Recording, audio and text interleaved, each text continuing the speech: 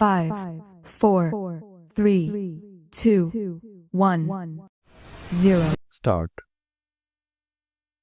अध्यक्ष जी, जिस समय पाकिस्तान ने भारत पर हमला किया था, उस समय उन्होंने देश की रक्षा के लिए महत्वपूर्ण कार्य किया था। विराम।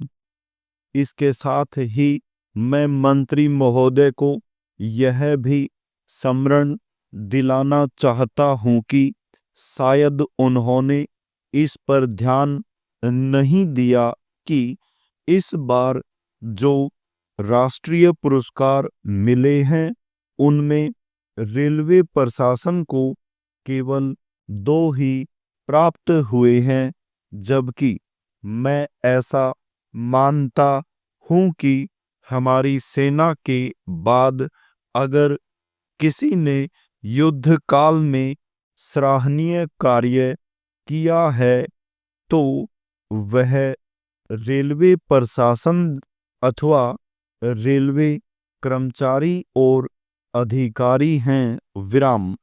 इसलिए उनके मनोबल को बनाए रखने के लिए और उनको प्रोत्साहित करने के लिए रेल मंत्री को इस बात पर भी ध्यान रखना चाहिए और इसका प्रयास करना चाहिए कि जो भी इस तरह के प्रोत्साहन मिलें उनमें रेलवे का विशेष ध्यान रखा जाए। विराम। पैरा। रेल मंत्री महोदय ने अपने वक्तव्य में भी रेलवे कर्मचारियों की प्रशंसा की है या उनको प्रोत्साहन दिलाया है। विराम।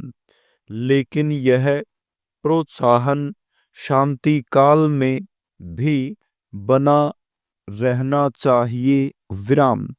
रेलवे ने युद्ध काल में जो काम किया वह तो देश की रक्षा का महान उद्देश्य था, लेकिन उसके बाद देश के निर्माण में या गरीबी मिटाने के लिए जो युद्ध होता है उसमें भी प्रत्येक रेलवे कर्मचारी का मनोबल उसी तरीके से बना रहे, इसके लिए भी रेल मंत्री महोदय को कुछ कदम उठाने की आवश्यकता है। विराम।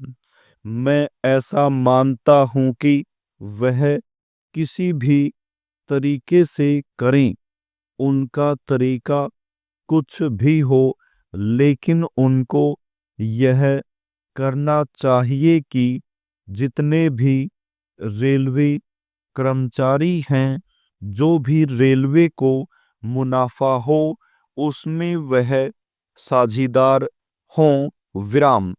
चाहे आप उनको बोनस के रूप में कुछ दें, चाहे किसी और तरीके से दें, लेकिन हर वर्ग के रेलवे कर्मचारी को मालूम होना चाहिए कि यदि वह देश के निर्माण के संबंध में ठीक तरह से काम करेगा तो उसको पुरस्कार के रूप में या वेतन के अंश के रूप में अपने वेतन के अलावा पैसा मिलेगा। विराम।